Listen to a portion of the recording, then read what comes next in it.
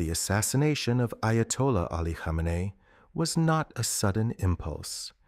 It was the culmination of decades of intelligence, a shifting political landscape in Washington, and a shared existential fear in Jerusalem. On February 28, 2026, the United States and Israel did what many thought was impossible. They executed a decapitation strike against the very head of the Islamic Republic. But what exactly drove these two allies to take such a world-altering risk? First, the nuclear point of no return.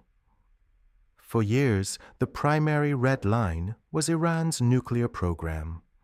By late 2025, intelligence reports suggested that Iran was no longer just months away from a weapon. They were days away. For Israel, a nuclear-armed Iran was an existential threat that could not be managed. For the United States, the strategy shifted from containment to direct intervention. The goal was no longer just to stop the bombs, it was to remove the man who held the button. Then, there was the axis of resistance. Khamenei oversaw a global network of proxies, Hezbollah, Hamas, and militias across Iraq and Yemen. To the U.S. and Israel, Khamenei was the Octopus head controlling these arms. Following the escalating regional wars of the last 2 years, the military consensus reached a breaking point. They believed that as long as Khamenei remained in power, the Middle East would never see stability. Why February 28th? Intelligence is only as good as the opportunity to use it. Operation Epic Fury was timed to a high-level meeting at Khamenei's compound.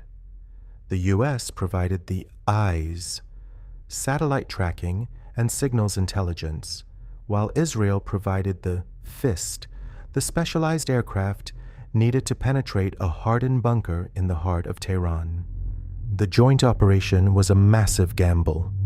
The U.S. and Israel are betting that without Khamenei's singular authority, the system will collapse from within.